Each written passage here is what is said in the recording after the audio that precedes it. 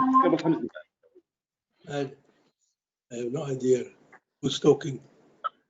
Okay. Okay.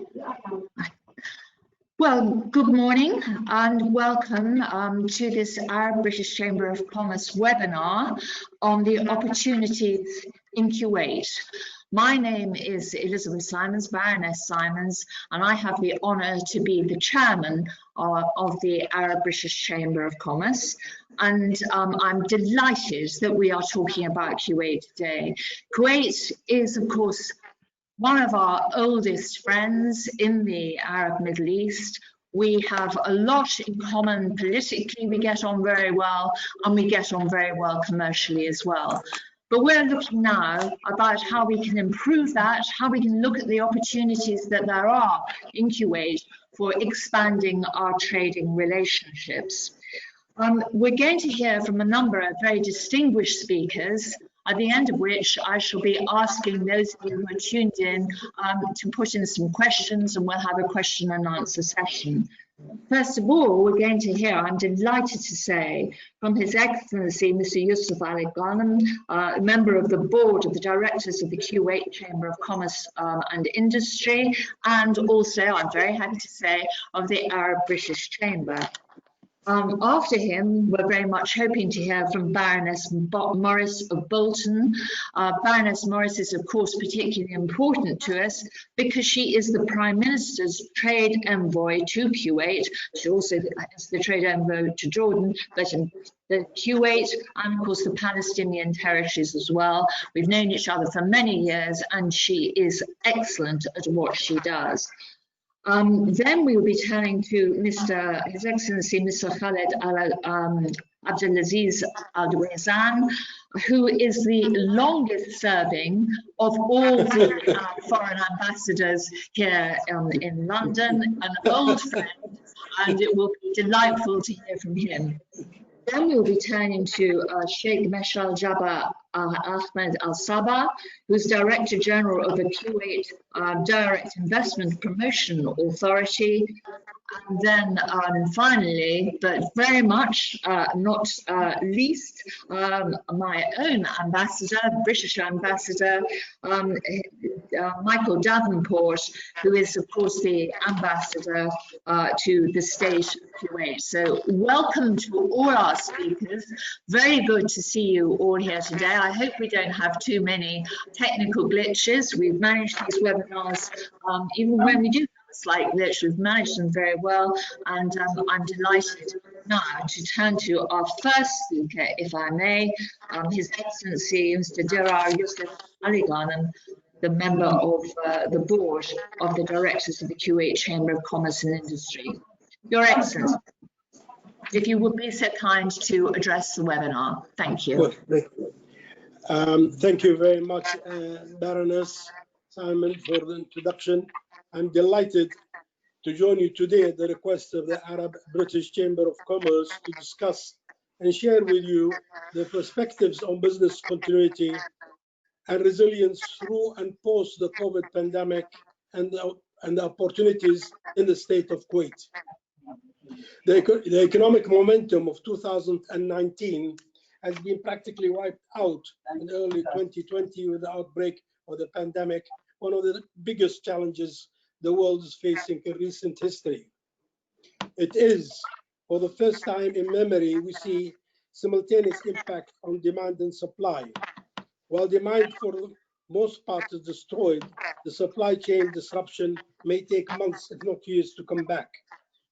The demand for destruction includes demand for oil, and this has direct consequences for Kuwait and the region in the terms of low oil prices and lower production, a double whammy. The state of Kuwait has taken early initiatives to protect its citizens and residents and contain the outbreak primarily through nationwide curfew, broad testing, quarantining in line with the WHO recommendations. The economic repercussions of COVID in Kuwait have doubled in severity due to its coincidence with a significant decrease in the demand for the petroleum products, which constitute approximately 60% of GDP and 90% of the general budget revenues. As Kuwait is an importer of most of its food and commodity needs, this has doubled the crisis pressure and cost, and because of the scarcity of supplies and difficulty of transportation. Here, I'd like to point out the efficiency demonstrated by the Kuwaiti private sector in securing the necessary and adequate supplies of food and health materials while keeping prices reasonably stable, repeating the important role Kuwaiti traders played during World War II, maintaining the supplies for the Gulf countries. From a business perspective, a key COVID challenge is to ensure business continuity at the operational level. Many businesses are facing supply chain disruptions, operational challenges, and demand shifts that will pose a direct challenge to their business continuity. Mobility is an aspect of our life and business. Lack of mobility stumbles the business cycle and chokes supply chains. Many organizations have responded to lack of mobility by encouraging their employees to work from home. The extended period of lockdown has put severe pressure on corporate profitability and liquidity. The sectors are and will be the most traditional, including the travel, hospitality, leisure, retail, entertainment, airline, education, real estate, and other services. The stress experienced by these sectors may not entirely subside once lockdown is lifted, given the anticipated change in consumer behavior and spending in the post-COVID world. It is by good fortune that Kuwait enjoys one of the strongest banking sectors in the region with high credit rating and performs a critical intermediation function. Yeah. Even the strong sector will be tested in the coming months as banks commit to delaying repayment of loans installments and face the prospects of increasing non-performing assets, which is expected to increase from the current value of 1.8%. Real estate sector faces tenant demands for rent.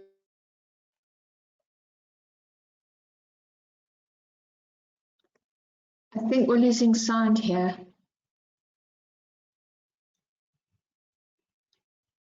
I'm losing sound here. I'm losing sound. I have no sound.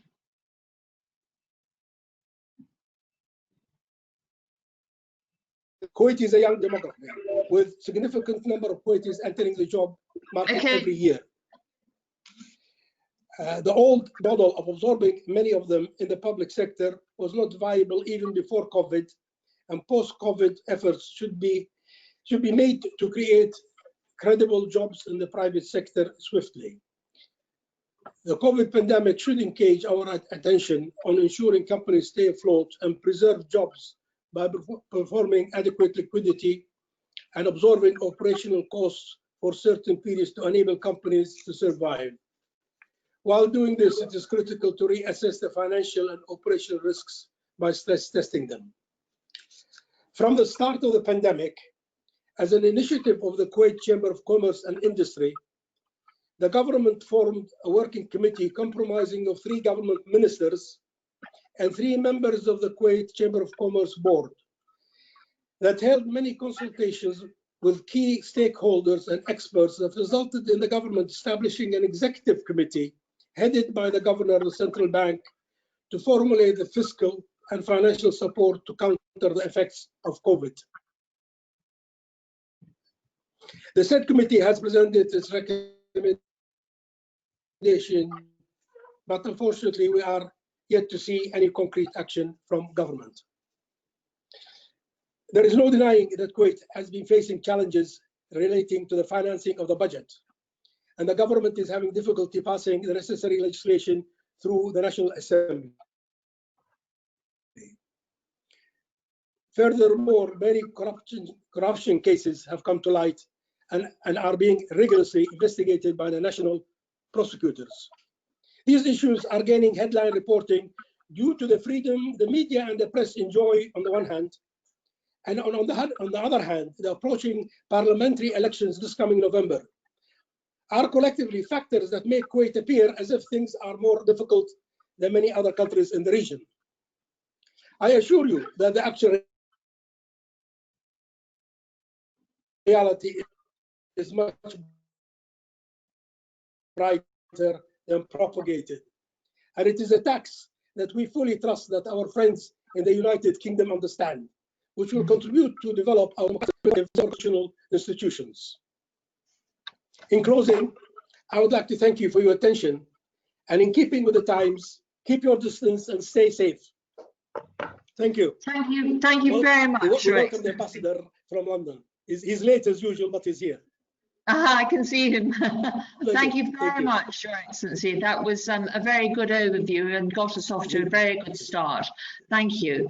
Now, next in our running order is Baroness Morris, but I think that we still don't have contact with Baroness Morris. Or Trish, can you hear us? No, I don't think we can for the moment. We will come back to Baroness Morris when we can. So if I may, I will go on to His Excellency Khalid Al-Wazir. Liz, sorry, Liz. Yes. Can you hear me now? I can hear you now. You can hear me now. Sorry. In that case, well, Khaled, excuse me, I will go back to Trish because that was our running order. I hope that doesn't discommode you. But Trish, we can hear you, so we would very much like to hear your opening remarks, please, if you would. Thank you very much. Well, good morning to everyone, Your Excellencies. Liz, sorry that I'm having technical gremlins sitting here in the northwest of England, but it's wonderful to be with you. And thank you very much to the Arab-British Chamber of Commerce, who it's always my pleasure to support in any way that I can, and to my good friend, Liz, Baroness Simons, for organising this webinar on opportunities in Kuwait. I've had the honour of being and the privilege of being the Prime Minister's Trade Envoy to Kuwait for almost 8 years. During that time, I've seen a great deal of change, but what doesn't change is the deep and enduring friendship between our two countries. I was one of the 8 original trade envoys to be appointed. There are now considerably more of us and our numbers are growing. But that Kuwait was one of the original countries to be chosen for a trade envoy speaks volumes of our friendship. Many people ask, what is a trade envoy? Well, we're definitely not there to be involved in the finer details of trade negotiations, such as tariffs, conformity agreements and derogations, nor are we there to negotiate and sign off deals. But we are there to help smooth the way, to facilitate introductions, both for British companies who want to operate in Kuwait and for Kuwaitis wanting to invest or open businesses in the UK. And to do whatever we can to help break down any barrier or misconceptions that might deter trade between our two countries. And the most important part of all that is building relationships. I suppose you could say that we are very much soft power rather than hard power, which suits me down to the ground, as I am able to conduct my work over a cup of tea rather than arguing across a table. And I'm always available for a virtual cup of tea in these difficult times to discuss with British companies any aspects of their trade with Kuwaitis or vice versa. I'm very fortunate to be helped in all of this by remarkable teams from the Department of International Trade in London and Kuwait. Rob Bain, Alan Niblock, Angela Whelan and many others in London, and Shika Tiwara, Megan Taylor and their team in Kuwait. And of course, my job is made so much easier because of the support of our 2 wonderful ambassadors, His Excellency Khalid Duasan and His Excellency Michael Davenport, both always at the end of a telephone when I need them, and both full of good common sense, and I look forward to listening to both of them later. But the icing on the cake, And what makes our relationship with Kuwait run so smoothly and underlines our commitment to work together is the joint steering group between our two countries. This was formed in 2012 during the highly successful state visit of His Highness the Emir to the UK, and it meets twice a year, once in Kuwait and once in London. Although the 16th joint steering group, which we've just celebrated, has just completed its subgroups virtually, which is a first. I have the great honour of co-chairing the Trade and Investment subgroup with His Excellency Dr. Sheikh Mishal Al Sabah, my good friend, Sheikh Mishal Al Sabah. We like to pride ourselves on being a proactive group. We like to get things done rather than have a debate. And nothing concentrates the mind more than knowing that before the next 6-monthly meeting, we have to have completed our tasks and met our objectives, or have a pretty watertight reason why it hasn't happened. And I'm delighted that Imad Al-Zaid, the Assistant Director General for International Relations of the Kuwait Chamber of Commerce and Industry, is a valued member of our subgroup, along with many other people in Kuwait. It goes without saying that coronavirus is frightening and challenging. But whilst coronavirus has slowed us down in terms of business, it has by no means defeated us. We're looking forward to engaging in new areas of opportunities and collaborating in areas that are hugely important in current times. Digital technology across sectors such as healthcare, education, agriculture, food security, supply chains, and many others. And despite the challenges, I'm pleased to report we've had a productive 6 months in terms of progress on our bilateral trade relationship. Total trade in goods and services between the UK and Kuwait amounted to £3.4 billion, a 4.7% increase on this time last year. Now, I know, and finally,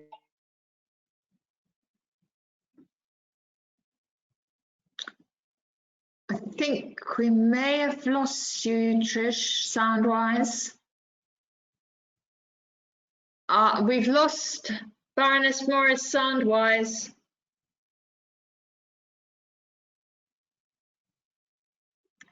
I've lost Baroness Morris for sound. We only had her for sound. We didn't have her picture anyway, but now we lost the sound as well. the GCC She's come back.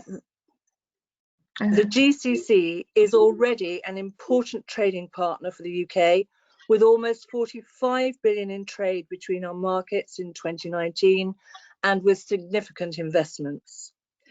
We believe it is possible to boost trade and investment further, supporting the recovery from COVID-19. And a joint investment, trade and investment review is an important first step. We are keen for member states to engage with the Joint Trade and Investment Review through the GCC Secretariat, and we anticipate that the findings will be relevant to both our GCC and bilateral relationships. And I'm delighted to report that Kuwait has agreed to participate in this important exercise. Indeed, it's one of the action points from our Trade and Investment subgroup, and we're working with the Ministry of Commerce to agree a way forward. Thank you very much again to the Arab British Chamber of Commerce for giving me this opportunity. Unfortunately, I can't stay for the question and answers, as I have to leave after Mr. Bandareda's closing remarks, as I have a train to catch to London to go to the House of Lords to fulfil my Deputy Speaker's duties. But thank you very much indeed, everyone, and I wish you a very successful rest of this webinar. Thank you very much, Trish, and we shall no doubt be meeting up later this afternoon in the House of Lords, where we will both be.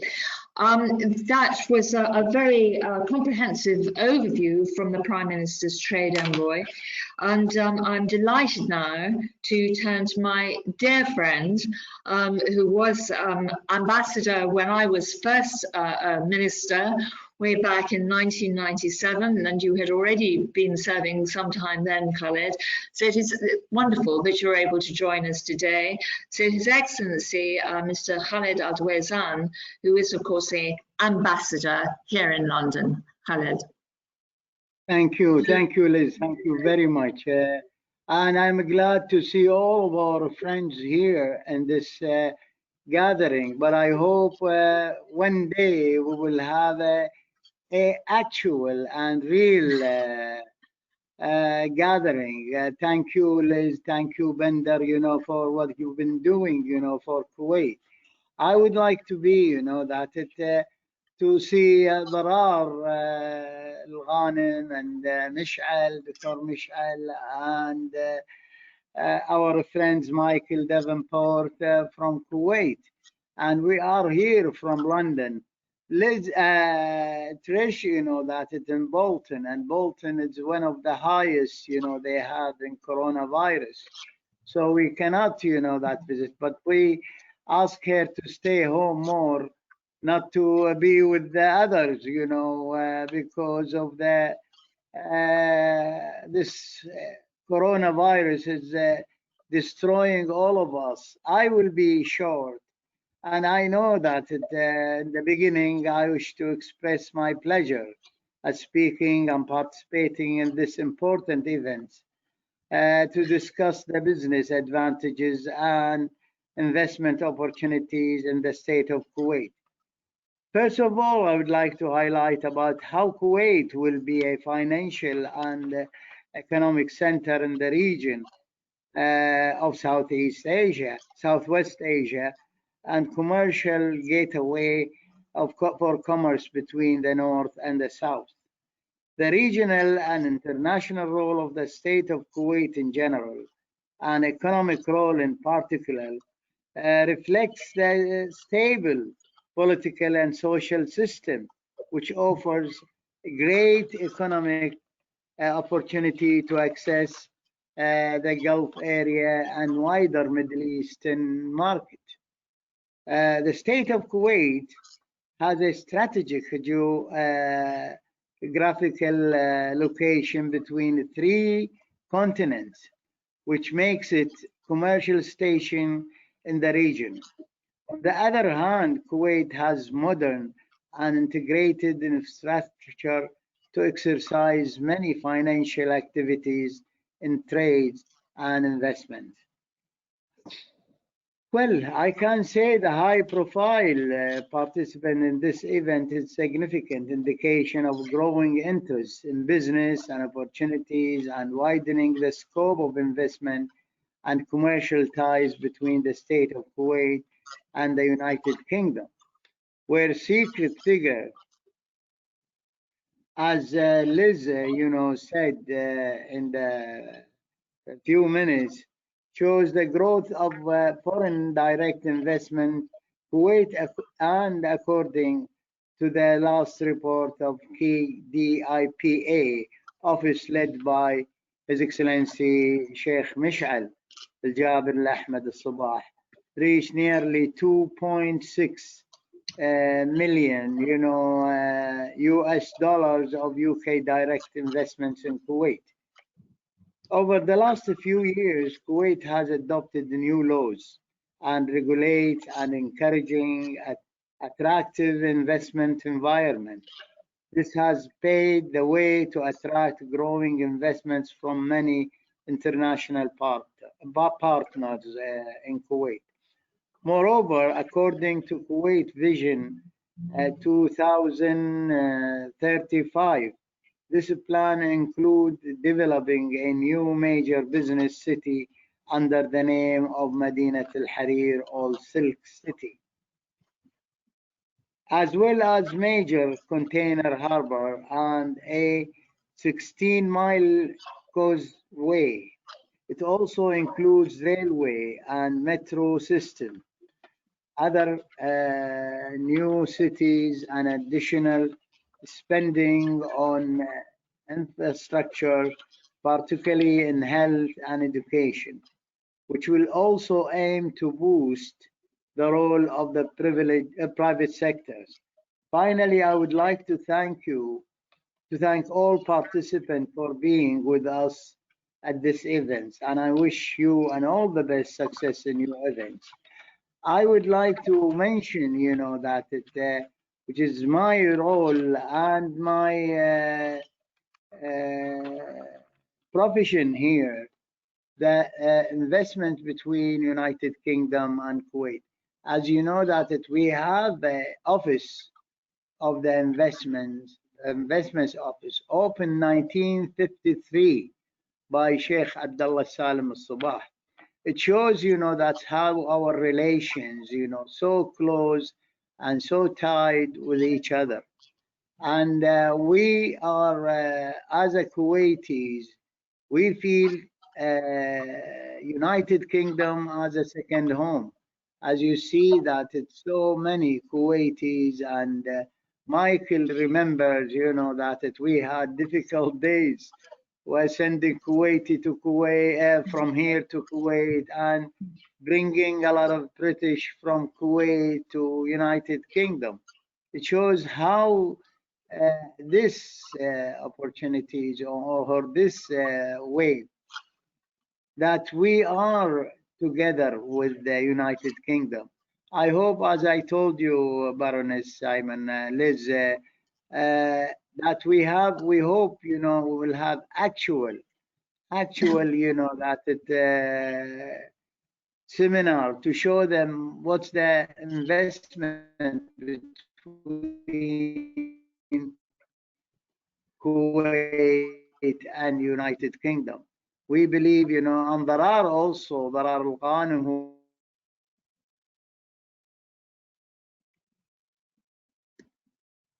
to be with you, and to be, I know that after me will be Sheikh Mish'al, but yes. I thank you for giving me this opportunity to speak about the investment between Kuwait and United Kingdom. We are glad and we are happy despite, what we're happening now with coronavirus.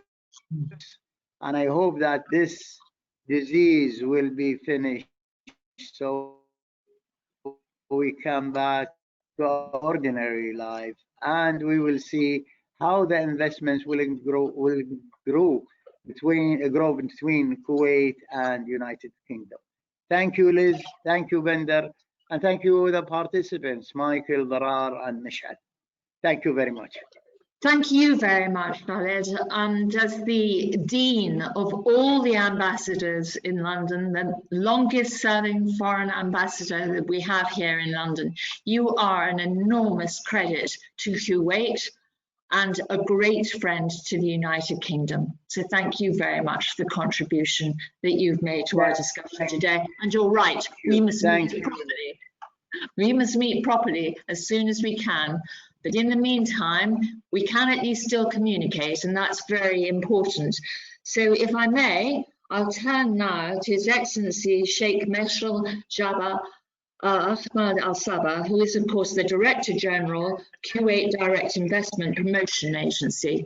Your Excellency, we'd be delighted now to hear from you. Thank you very much. Can you hear me? Very well. Excellent. I apologize for the technical issue. First of all, allow me to thank the Arab British Chamber of Commerce for hosting this webinar about the opportunity in Kuwait. My colleagues before me mentioned thoroughly and in short about the economic situation in Kuwait. I will go directly to the detail about the title of this webinar, Opportunities in Kuwait, and how can all our colleagues from the UK benefit from all the laws and the incentives that Kuwait provide for companies to establish in Kuwait. Allow me just, since I have only 5 minutes, to briefly explain who we are and what we do. Kuwait Direct Investment Promotion Authority is an entity that helps attract foreign direct investment to Kuwait and help them to establish and facilitate their businesses. This is normal practice all over the world. Each country have their own reason of creating such a law. In our case, the reason behind establishing this law is trying to attract added value investment to Kuwait, bring in new technologies, innovations, and help create job opportunities for the Kuwaitis.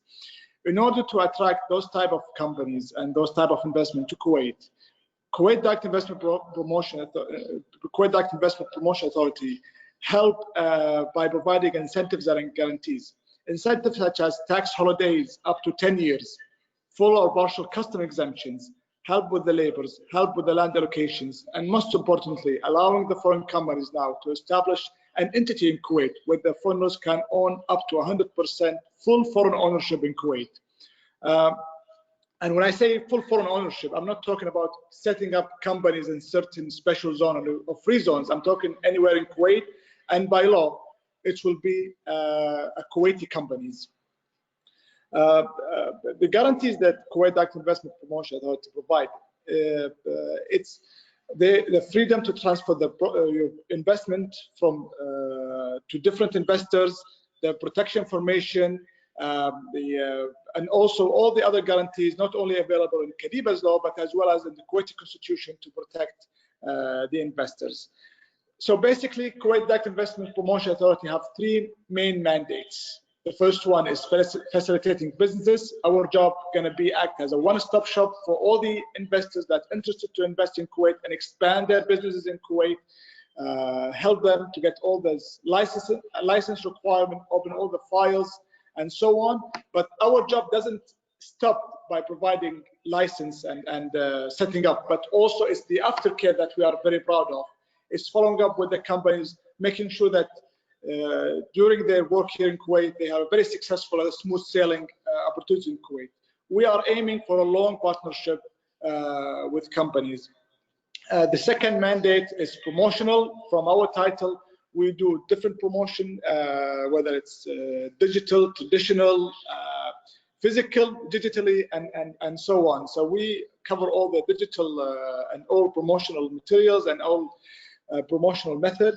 And the last mandate, which I think one of the most important mandate for us, is the business environment in Kuwait. We, as much as promotion we can do, as much as incentives and guarantees we provide to investors, if we don't have a healthy business environment for both local and foreign investors to invest in Kuwait, then we are wasting the investor time. This is why the third mandate, which we are very proud of, is following up with all the government agencies that affect directly or indirectly the business environment, and try to work with them to reduce the numbers of days and number of procedures to make it much easier for the investors to invest in Kuwait. So basically, that's the three mandates of Kadiba. I think now with now the opportunities available, as I mentioned, we are looking for all the investors that help us to fulfill the reason behind establishing these entities, trying to attract new innovation, technologies, job opportunities, and added value investment to the Kuwait economy. With the rise of COVID-19, we are sensing now many new sectors coming in after this pandemic. We are seeing now increases in healthcare sectors investment in Kuwait. We are also seeing increase of application and inquiries about ICT in Kuwait as well, and coming up with digital solutions. And we are very happy to see that the flow of investment and companies that's inquiring on a daily basis here in Kadiba. I'm also going to use this webinar, and I know I'm a little bit running out of my time, but I'm going to use this platform, and hopefully later on, if there's any Q&A, we'll be more than happy to answer, is encourage all our colleagues from the UK side to take these opportunities with all the changes in the laws. And as my colleague, Mr. Dirar mentioned in the beginning of his speech, or His Excellency Ambassador, or my dear friend Baroness Morris mentioned in the beginning, to take these opportunities and all the changes going on in Kuwait, to use Kuwait as a hub to expand their businesses to this region, to use Kuwait as a hub to cater to the goals and objective that Kuwait is looking for, and which we do highly believe that our colleagues, our friends in the UK, have all the criteria that Kuwait is looking for in order to also to expand their economy and diversify it. So I'm hopeful to all my colleagues that attending this webinar is benefit and learn more about Kuwait and the opportunities in order to expand their business and invest in Kuwait. to end this, again, I would like to thank the Arab British Chamber for hosting this webinar, and my colleagues in this panel. And I wish all the best of luck, and please stay safe, and hopefully we all as a human pass this pandemic stronger than ever. Thank you very much. Your Excellency, thank you very much for giving us such an admirably concise definition of what you're trying to do with the Direct Investment Promotion Authority. I think we've got a very clear picture from you, and one that we can be delighted to work with here in the Chamber of Commerce in London. So thank you very much for setting out the picture so clearly to us. I'm going to turn now, if I may, to Her Majesty's Ambassador to Kuwait, Michael Davenport. Michael, I hope you had a moment or two of difficulty earlier on, but I think you're connected to us now, and we'd be very grateful to hear from you of the picture as you see it about the opportunities in Kuwait and what we in Britain can do to help promote them. Thank you very much, Baron Simon.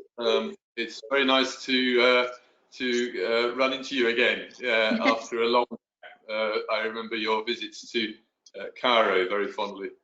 And it's very good to be included in this Arab British Chamber of Commerce event and to see familiar faces here on the virtual platform. I'm currently in quarantine in Kuwait, having returned on Saturday from London.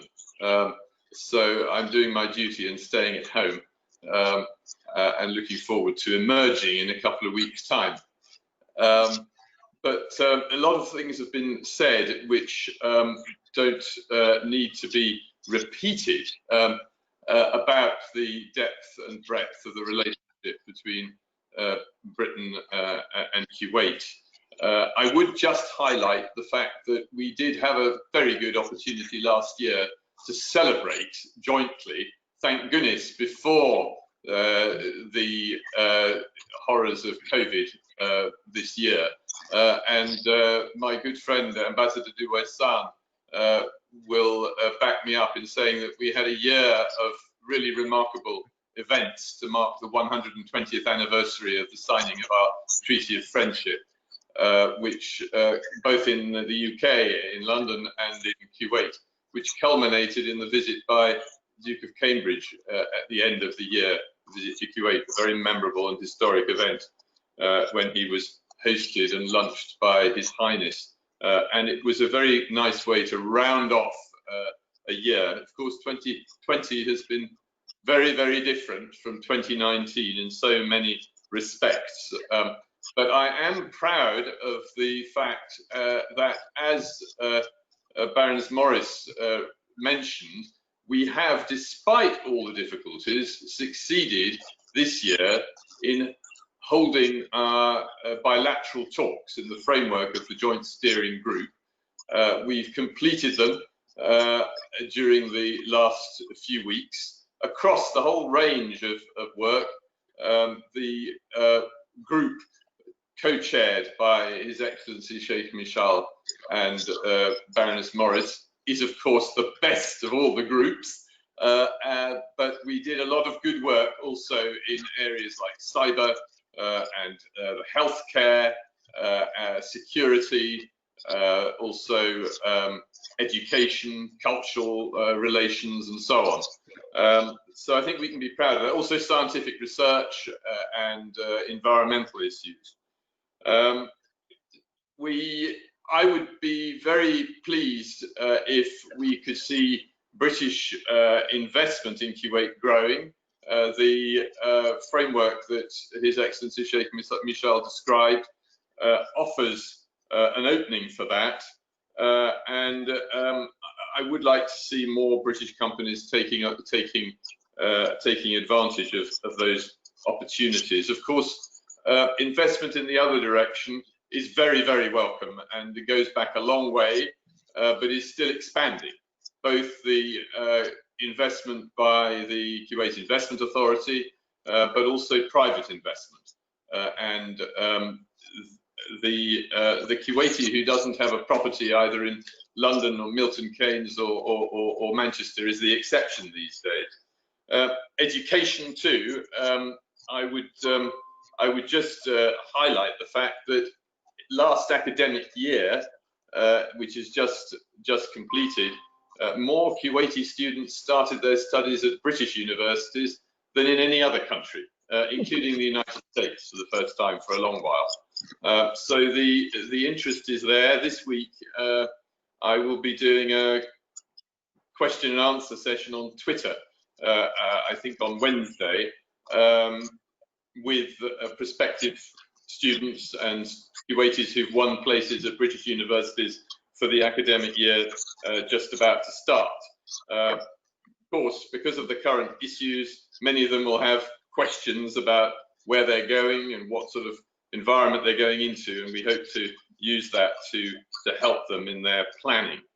But of course, 2020 has been dominated by the response to COVID-19, and as far as I can see, Kuwait and Kuwaitis have responded admirably to the challenge, and there's been close cooperation, as my dear colleague Ambassador Duwaisan mentioned, between Kuwait and the UK in this area.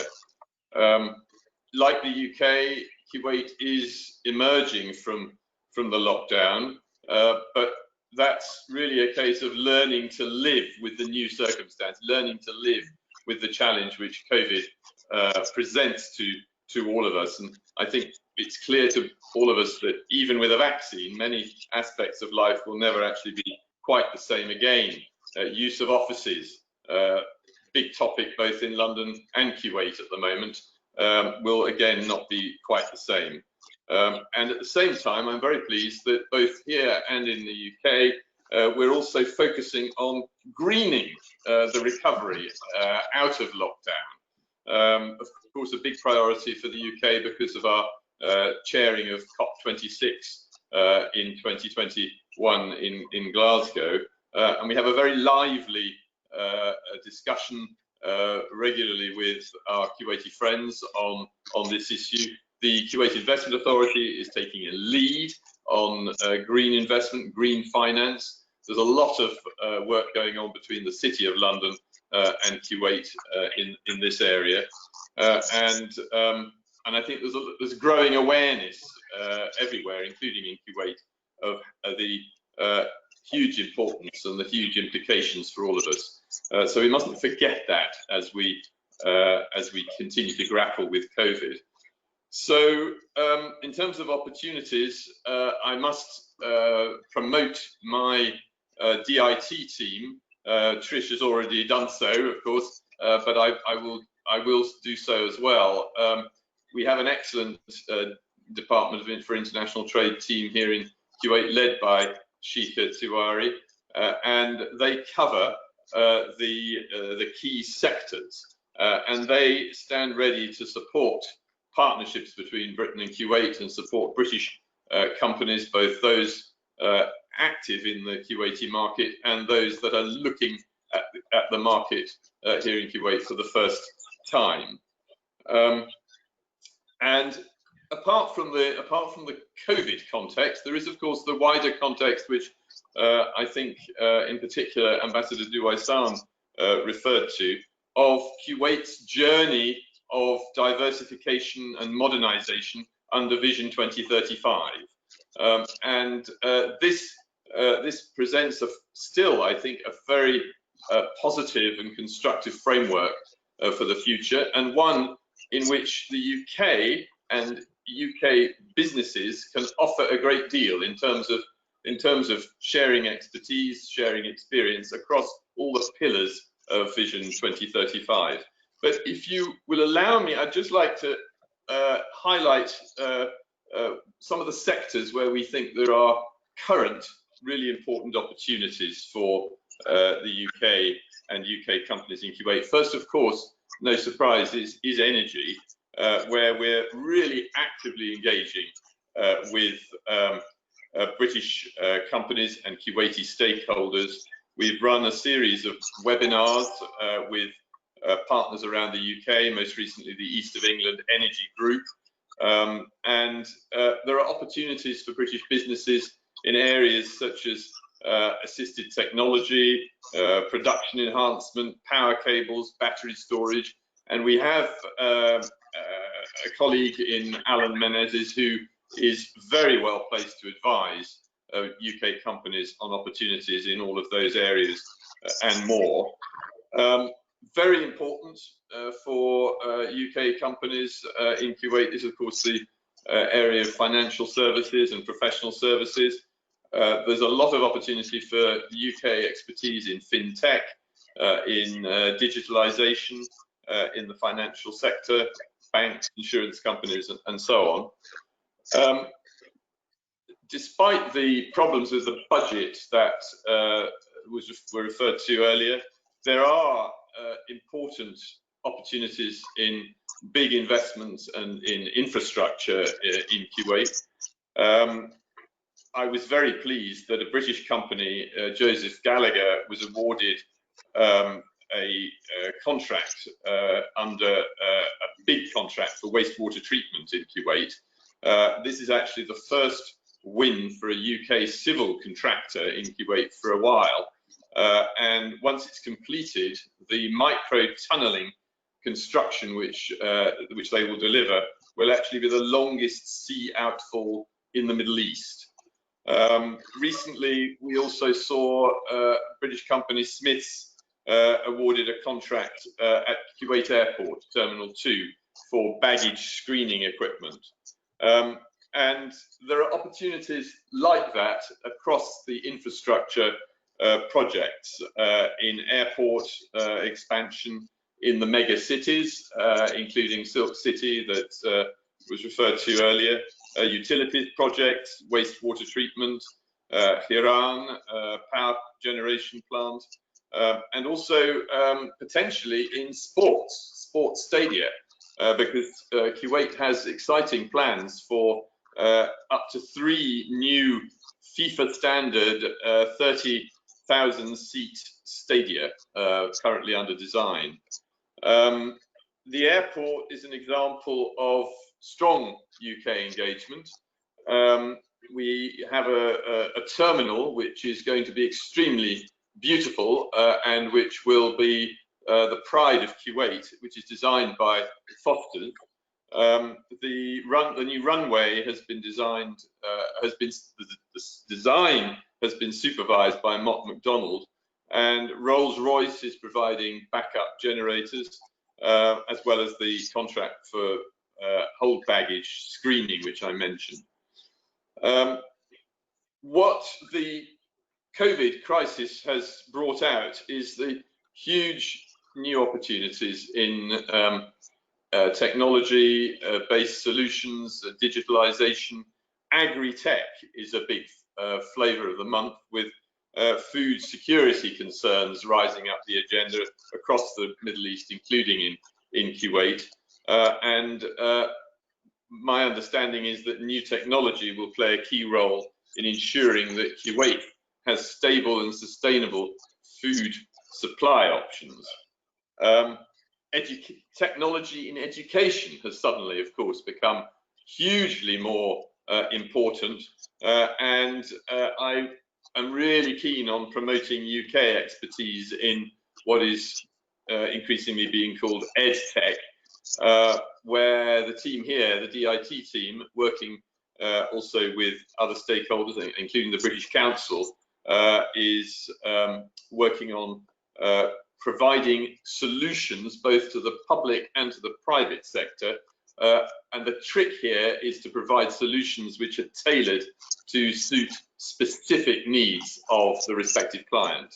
And I think that's where there is a particular USP for UK companies in areas like personalized learning for students, creating digital platforms for online learning and teaching, improving efficiency in school administration and teacher training, and so on. And of course, in healthcare, the relationship between Britain and Kuwait is very strong in healthcare. British hospitals and expertise are well known to Kuwait and to Kuwaitis. And there's a lot going on. There are a lot of contacts over digital health, medtech, yes, in the COVID response, but going beyond that to other areas as well. So I hope that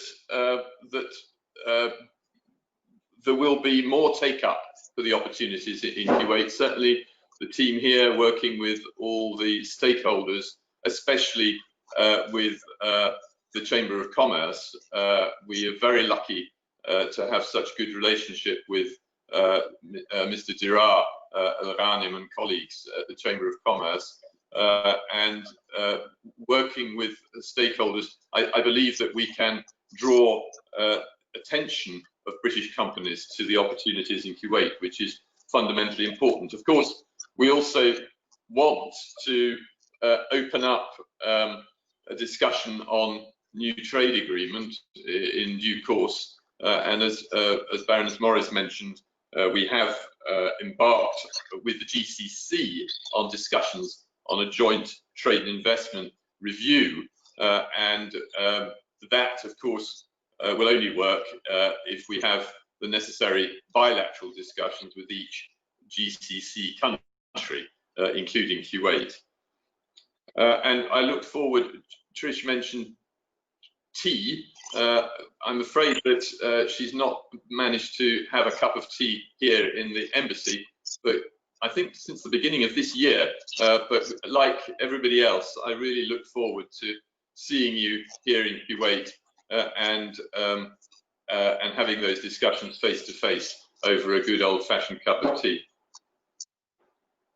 Michael, thank you very much indeed. That was indeed a comprehensive overview. I've taken copious notes on all the points that you've raised. And of course, we are very fortunate that Mr. Dirar Al-Ghanim is a member of our board here in London as well. But your point about the enduring relationship, I think, is one would very strongly take, and that the healthcare point in particular, of course, is a very long-standing relationship, and developing into these other areas that you've mentioned and mentioned with such forcefulness, very, very helpful indeed. So thank you for your contribution. I'm going to turn now, if I may, to my CEO and Secretary General here at the Arab British Chamber of Commerce. Those of you who know Bandar Reda will know that he is extraordinarily hardworking, very, very dedicated, and has made a huge difference to this Chamber of Commerce in the way that he has applied himself and the staff, got the staff working together in a brilliant way, and we're very, very happy that he is our Secretary General. And on that note, Bandar, over to you. Baroness Simons, thank you very much for those great words. Distinguished guests, we are overwhelmed today with people representing Kuwait and the UK over here in the webinar. You made it very hard for me to say, a few words afterwards. I mean, you covered pretty much every single aspect that I could think of. Luckily, none of you mentioned the Kuwait Vision 2035, which is a great vision. Kuwait is working on a big plan to improve the country in so many different aspects, and I think financial is one of them. Kuwait is targeting the international world to have Kuwait to be the financial hub in the region. I don't think that's a new thing for Kuwait. Kuwait been doing that for ages. Kuwait started the financial spike in the region very long time ago, and it continued through the Manakha market and so many different stages. And has, as His Excellency Mr. Dwaysan mentioned, Kuwait opened the investment office in the UK in the 1950s. So the trend of Kuwait becoming back with a strong financial perspective and vision is nothing new for Kuwait, and I think it's a great time to do so. Again, all our speakers had a bit and pieces to cover, and I think if you look at it from a different perspective, they've covered pretty much all the great opportunities in Kuwait now, and how Kuwait managed during the COVID to maintain the status of safety level, to maintain the status of businesses and the continuous of business. And not only that, the Kuwait never shut down. It continued the dialogue between other countries, especially with the UK, as both ambassadors mentioned, facilitating, of course, citizens' obstacles as well as businesses. So this is nothing new for Kuwait. I can't stop mentioning the great opportunities in Kuwait, as Sheikh Mishal mentioned, how he's doing business in Kuwait, and all the new measurement and law been presented in Kuwait to eliminate any barriers, obstacles, and to have the potential to have 100% ownership, foreign ownership companies in the country. From our perspective, the Arab British Chamber of Commerce will be delighted to receive any inquiries, any help, or to initiate any contact between UK and Kuwaiti companies or semi-government or government entities. We consider ourselves an arm of pretty much every single organization in Kuwait as well as the UK. We are here, if I may quote Baroness Morris, to build relationship and to eliminate obstacles. Again, thank you very much for our great speakers, His Excellency Mr. Abdurar, who's our board member as well, and Baroness Morris, the envoy to Kuwait, and His Excellency Mr. Khalid Duwaysan, the ambassador of Kuwait, His Excellency Sheikh Dr. Mishal Sabah, Director of General Kuwait Investment Promotion Authority, Her Majesty Ambassador Mr. Michael Davenport, and to our chairman, Brenna Simons, for sharing and managing this webinar. Thank you very much. We're here to support. Thanks. Thank you very much, Banda. We have got some questions, gentlemen. If you would be kind enough to deal with a few of them. We've got quite a lot of questions coming in, and quite a lot of them about investment into Kuwait. So I'm going to, if I may, direct these at Sheikh Mishal for the start. One questioner asked, what kind of incentives are available for firms wanting to set up in Kuwait? And going with that, are there free zones in Kuwait or plans to open any? Thank you very much. As for the incentives that Kadiba's law provide for the investors that want to go through the process. First of all, allow me just to explain that the legal entities that foreigners can open if they want to invest through Kadiba. So they are allowed to open as a limited liability company, a closed shareholding company, a one-person company, a branch office for the mother company. In addition to that, the Kadiba law also allow foreign companies to establish a representative office in case they are not sure yet about the market, where they can use this representative office to have their name present here in Kuwait, and they can communicate with the private sector and public sectors to see the opportunities. And once they found there's an opportunity for them to invest in Kuwait, here in Kadiba, we'll be more than happy to switch them immediately to a full working commercial company. So those are the type of legal companies that foreigners can open, and they can go up to 100% full foreign ownership. Now, regarding the incentives that Kadiba's provide for the investors, once they fulfill the criteria, or one of the criteria that we're aiming for, and the whole reason behind creating these entities, we provide up to a 10 years tax holiday, which is in Kuwait is 15% on profits. We also provide full custom exemptions in all the raw materials, spare parts, machines, and so on required for their investment here in Kuwait. Yeah. Land allocations, and as I mentioned before, we also help them.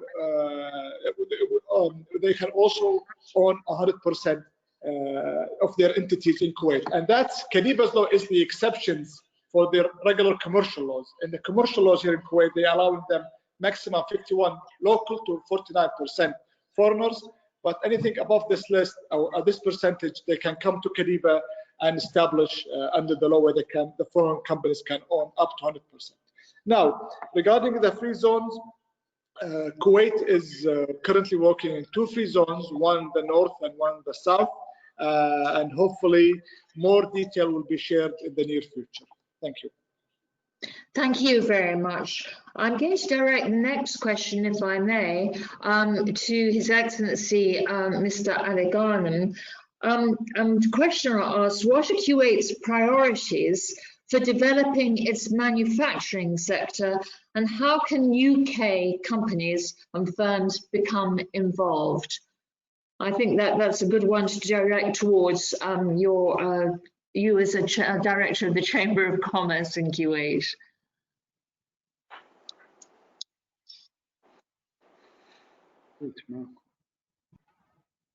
Can you unmute? Okay, are we? Yes, I think we're all right. Yes, Yes, you're all right now. I can hear you. All right. Yes. I'm not very familiar with this technology, but I'm getting there. At least I'm better. I'm a little bit better than our ambassador Khalid. Yeah, I know you are better than you know, Barar. No, gentlemen. On the issue of manufacturing, this is a shall we say sticking point in a way in Kuwait, because Kuwait, the realities of the situation in Kuwait is that basically our raw material for any manufacturing is basically the oil sector, as far as any viable manufacturing industry to be developed, and it is being developed. I think in the petrochemical and downstream related activities. There are a great number actually of small industries in Kuwait. There's no question about that. But these are mainly basically for local consumption, and there has been few of them that have been able to go beyond Kuwait's borders. But the prospects of developing the manufacturing sector must be concentrated upon, and we must really try all opportunities that to develop that sector, because we feel that sector will help also to employ the many graduate Kuwaitis that are coming onto the market. There have been in the last number of years, a lot of the private universities have taken the initiative of developing a lot of the engineering courses, which will always contribute to providing the right skills for that sector. And in the chamber, of course, in the chamber, Kuwait in particular, in the chamber here, the Kuwait Chamber of Commerce and Industry, as it is named, we both welcome and support any concept of developing an industry that could service the area and service the market itself. So the industry, the opportunities, I think that exist, as earlier the ambassador outlined, Ambassador Davenport clearly outlined the opportunities that exist in Kuwait. A lot of the existed in Kuwait, a lot of these opportunities could be linked to manufacturing instead of pure importing. And I think, as Sheikh Mishal has outlined, the facilities that Kadipa can provide, linking the two together, I think we have a perfect platform for industry to be developed in Kuwait. Thank you very much, Your Excellency. I'm going to direct the next question, if I may please, back to Michael Davenport. The questioner asks, which companies, UK companies, have a strong presence in the market and in which sectors? Did you get that question, Michael? Yes, absolutely. Yes. Can you hear me? Yes. Yeah. Yes, of course I can answer that. I mean, starting perhaps with the energy sector, British companies are very well placed in the energy sector in terms of providing very extensive consultancy services. So both Shell and BP are a major presence in the hydrocarbon in Kuwait. They have, between them, carved up the what are called the technical services agreements for providing consolidated and sustained advice to the Kuwait Oil Company over a number of years in both modernising the oil sector, but also making it more efficient. So there's a big partnership there. Other areas, and again, the oil sector is big for this. The companies like Wood is very well placed. They are they have big contracts in the petrochemicals sector, for example, and are looking for well placed to gain further such contracts. Worley Parsons is very big here.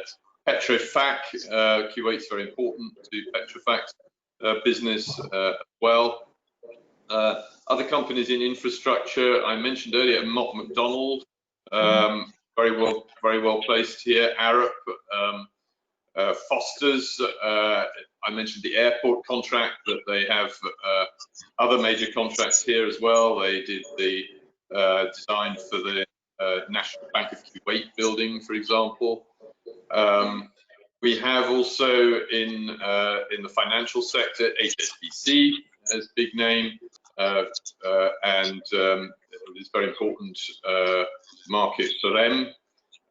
In retail, there are a lot of the big retail names here: Debenhams, Mothercare, and others.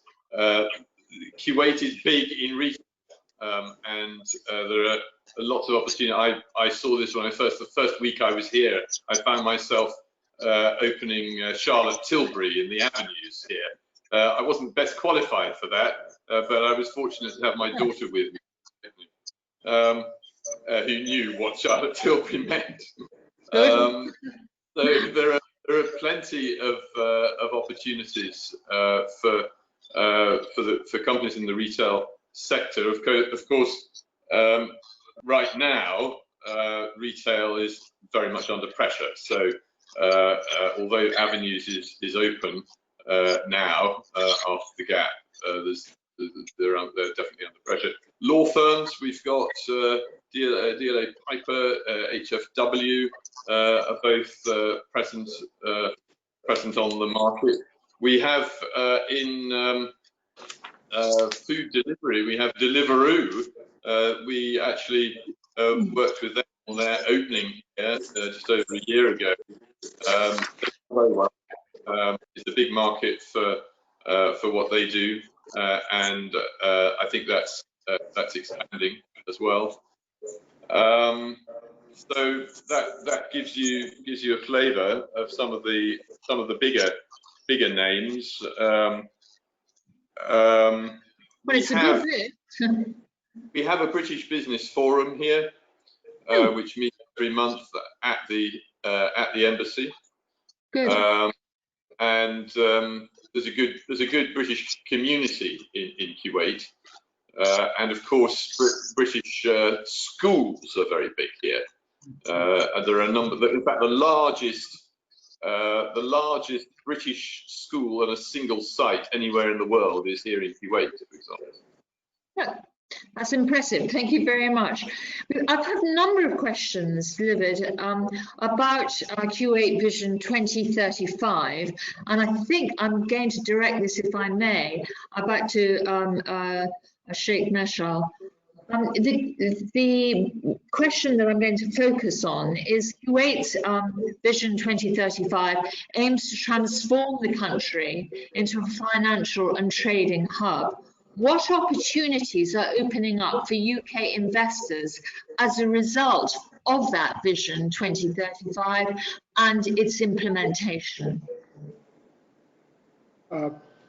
Thank you very much. The Kuwait Vision 2035, it's a national vision of Kuwait. It's based on 7 pillars, have to do with the environment, healthcare, permanent position in the international communities, and diversifying the economies and becoming a commercial and financial hub. In that matter, Kuwait, in the past few years, working with the parliament and the government to diversify the economies and letting the private sectors lead the Kuwait economies, and turning its role from facilitators, from operators to facilitators. This is why in the past few years we've seen a lot of new laws, economic laws have been passed in the parliament, and a lot of old economic laws have been updated. I'm talking about new economic laws such as, other than creating the entities of Kuwait Direct Investment Promotion Authority, which I have the honor to be part of this entity, creating an SMEs fund, $2 billion SMEs fund that will help the Kuwaitis to move from the public sector to create a strong fundamental SME sectors in Kuwait, which everybody knows is the main vehicle for any country economy. In addition to that, the government also passing laws about the public-private partnership, privatization. We're talking about updating the commercial law, 60 years old commercial law, updating the licensing law, and many others law been updated, and I think and even the tendering laws and so on. And one of the also in the pipelines right now is the insolvency law. I think it's the last piece on the puzzle to continue the whole economic cycles, is passing a whole new modern insolvency law in Kuwait, which is now in the parliament. Hopefully, if they manage to vote for it before the end of this session. So other than creating a lot of passing a lot of new economic laws and updating the previous one, introducing a lot of new programs to facilitate the economies, Kuwait kept investing in the mega infrastructure project, because we do believe a strong infrastructure project help to diversify the economies and bring new expertise to Kuwait. I think His Excellency the Ambassador, Her Majesty Ambassador here in Kuwait mentioned many of those infrastructure projects that the UK companies have been involving in, whether it's the private sectors or public sectors. So as we're gearing up to Vision 2035, and I think with COVID-19, many things have been brought forward in order to diversify the economy. It's not a luxury anymore, it's a must for the survival for any country in this world, to diversify the economies and try to get out of this pandemic. So I think the government is also pushing all the program forward, all the reforms, and again, making sure that the economic, the private sectors lead the Kuwait economy. And this is where the UK companies, with all their expertise and their technologies and their innovation, can help and cater what exactly Kuwait is looking for. Hopefully that answered the question. I think it answers it admirably. Thank you very much. Got a question here which I'm going to ask both ambassadors if they would make a comment on, please. But perhaps we'll start with Khaled Adwezan, His Excellency Khaled Adwezan. For investments looking to the Gulf, what are the unique attractions of Kuwait? So if you're looking at the Gulf states, why would you say I'm going to invest in Kuwait as being the best place to invest? Khalid. Well, there are, two ways for investments in Kuwait and United Kingdoms. As you know that we have more than 15,000 private properties for the Kuwaitis in United Kingdom. And also, there are so many investments in the United Kingdom here for Kuwait. Well, we can say, that the huge building of the Mayor of London belongs to Kuwait, owned by Kuwaiti investment office. We have here a huge office of investment office with the British, the British friends of Kuwait. They are helping, that to increase our investments in United Kingdoms. Yeah. In the vice versa, that we have so many things in Kuwait for British to invest, as Darar al-Ghanim, as Mish'al al-Sabah mentioned, that they do have, that we have so many things in technology and manufacturers. The 2035, we can bring British companies, as Ambassador Davenport said, to Kuwait to invest there. We have so much opportunities, in Kuwait and the United Kingdom, but we need, that we need to revive them, to promote them. And I am optimistic about these things. I hope this coronavirus will be gone, and so we can meet in more efficiency to talk about these things. Thank you very much. Indeed. Michael, can I ask you the same question, just to remind you, for investments looking to the Gulf as a region, what are unique attractions of Kuwait? Yeah, I think that for British companies, one important factor is the close relationship that we have. Yes, exactly. Both government-to-government relationship between, I'm not saying there aren't close relationships between the British government and other governments in the region, but I think this is particularly strong in Kuwait, and we have the excellent joint steering group framework and political level contacts, of course, but we have a framework in place, and we have the means to iron things out. I would actually like to see more government-to-government work being taken forward. At the moment, we've got a number of government-to-government initiatives on the table, including in environmental, marine pollution, in cyber, following up a memorandum of understanding that we signed 2 or 3 years ago, and of course in the security and defence sector as well. I think there's a lot of scope for government-to-government agreements to be put in place, which would then allow the private sector to come in under that umbrella. I was very pleased that that this was one of the first things that the Prime Minister paid attention to earlier this year, and DIT is looking at it from our end more carefully. But in terms of uniqueness, I think the other thing is that there is a real interest on the part of Kuwait in attracting investment and looking after investors here, and that's what we're hearing all the time, and that's why His Excellency Michel is so good at sharing his expertise and knowledge with us, and also helping us when it comes to the business environment in Kuwait, with that focus on trying to help and nurture investors through any challenges that they face. But we're at the beginning, let's be honest, we're at the beginning of the road when it comes to larger scale UK investment in Kuwait.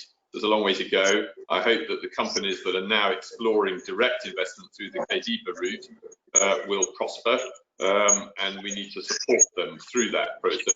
I know that KDIPA will, and the embassy will support that too. So important point about the embassy. There's a long way to go. There's a long way to go. Important point there about the embassy, and the embassies at both Kuwait and the UK. And of course, I would also say the Arab British Chamber of Commerce is a very useful source of information, as my Secretary General has proved so well in his term of office so far. Can I ask Mr. Ali Ghanem the next question, please, which is Kuwait led the call for the GCC to collaborate more closely during the pandemic on food security and invest in sustainable solutions to make the region more self-sufficient. How can the UK and Kuwait collaborate on the development of agribusiness and agri-tech? So that's a question really very topical for us now. We all hope we're going to get to the end of this pandemic. We need to cooperate more, but how can we grow the agribusiness and agri-tech, Your Excellency? This is a very interesting question. Yes. Of course, with Kuwait, the nature of Kuwait is that we are very limited on agriculture naturally, as our sources are very limited. But the government over the years has not neglected that sector and has been supporting and encouraging the farming in different forms or dairy related activities. I think the areas that can be here explored is the UK technology and what's called this less water growth technology in developing particularly growth of fruits and related matters and some of the basic commodities. I feel this is the area that can be explored, if not already exists, as not being green fingers. And I'm not a farmer. I'm not very acquainted with the farming activities, but we do have in Kuwait over the years, even now, a lot of the growth of basic vegetables that come to the market. But at the same time, fortunately, that Kuwait being an open market and a free market, we're finding that some of the imports are coming in cheaper than what is being grown in Kuwait, and that has discouraged some of the investment into that sector. But certainly, Britain has the experience and has the research in the farming sector and growing food. I think we can find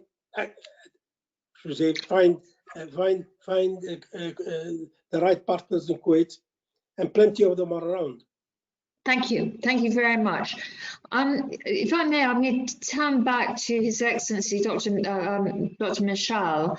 The question is with Kuwait moving from power generation derived from fossil fuels to LNG and renewable energy, what are the opportunities for UK companies? It's a very topical question at the moment in this country.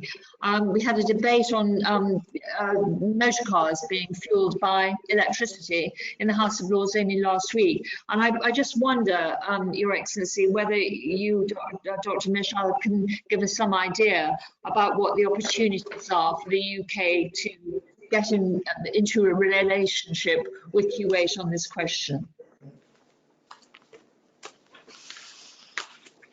Thank you very much.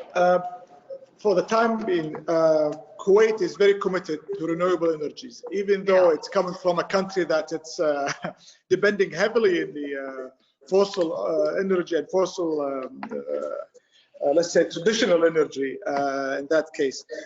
Kuwait, His Highness the Emir, a few years ago committed that by 2030, Kuwait, 50% of Kuwait energy will be from renewable energies. This is why the government is gearing up, and we are introducing a project for renewable energies, whether it's wind energy, sun energies, or any type of energy that work in Kuwait, extreme environments, let's put it this way.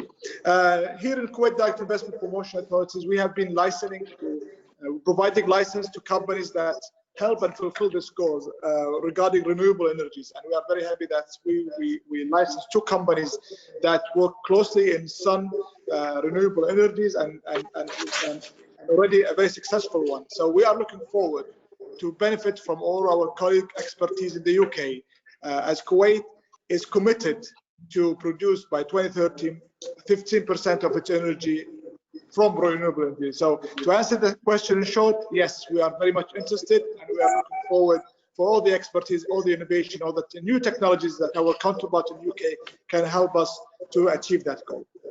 I'm sorry, Your Excellency, I didn't quite catch. Did you say 50% is your aim by 2035? 15. 15. Okay, that's very helpful to know. Thank you very much indeed for your answer. Gentlemen, I mean, they're going to put something on the table which we haven't got time for a long answer on at the moment, but it's an important question, and perhaps we can write something. I'm sure Vanda would be very interested in doing so on behalf of the Chamber of Commerce here. The question is, the Department for International Trade in this country lists the following healthcare-related subsectors in Kuwait as offering opportunities to UK companies and investors: digital health, artificial intelligence, manufacturing of medical equipment and supplies, pharmaceutical manufacturing, hospital management, medical equipment and devices, education and training of healthcare workers, and facilities management. Now that's a huge umbrella question, but it's a very important one. And it is very noticeable, I think, that we have had this very strong and very close relationship over healthcare over a number of years. So I think that's something that we could publish an article on, Vanda. If obviously as CEO you must make these decisions, but as chairman I'd be jolly interested to know what we could, how we could answer that. But I don't think we have the time to do so now, because I would very much like now to turn to my Secretary General and CEO, Mr. Banda Reda. Perhaps if you would be kind enough to make a few closing remarks, Banda. Well, definitely. Thank you very much. And I do agree with you. We do have our weekly newsletter, and we do have so many different media, I would say, marketing tools, and we will do a report specifically in the healthcare about Kuwait, and hopefully down the road, this webinar is the beginning of so many different webinars. Then we could go sectorial, and then we could touch in healthcare more specifically, and maybe energy and renewable and so forth. Again, Kuwait is a great opportunity for us to showcase other nations in the region. The relationship between Kuwait and the UK is tremendous. It's not a yesterday relationship. It goes over 120 years between the two families and the two nations and the people as well. I would like to open the doors to any investors, businessmen or women wanted to basically visit Kuwait, or vice versa, visit the UK from the Kuwaiti side, to see us or to get in touch with us. We have a great team under your disposal 24/7. We will be more than happy to establish this link and to serve afterwards. Baroness Simon, thank you very much. To our guests, thank you very much. And I would like to close this session today. Thank you. Thank you to all our panelists, and thank you to all the people who've been listening in and who sent in such terrific questions. Thank you all very much. Thank you, Baroness. Thank you. Thank you. Thank Very you. well managed conference. Thank you. Thank you very much. Thank you. Michael, you're think under house arrest again. Yes, Michael is under house arrest again. Are you? I'm just waiting to see if they're going The to. second time he goes into quarantine 2 weeks. Isn't no, it? it was 4 weeks last time. You know, I'm doing quite a good job over timekeeping as well, and I put it absolutely down. But thank you all, and I think we can now. Thank you very much. Let us know if you help on the healthcare. That question about healthcare was very interesting at the end, and it's a big focus. It is we a have big a focus. healthcare. Yes. We'll get in touch with you, Michael, and try to arrange something in that regard, and go back to the same group. Yes, That but would be we are also that we shall be object that you go directly to the ambassador. You have to go through the Chamber of Commerce. Very good. We start blocking this direct relationship.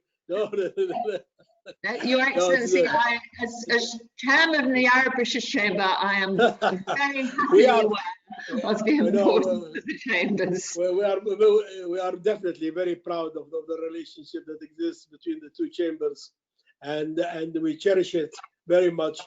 And of course, with the support of the ambassador, particularly since Michael joined, I think we've seen much more business and activities out of the embassy than we have ever seen previously. So we look forward to continuing that and developing on it. Well, that's an accolade, Michael. Well done. Thank you.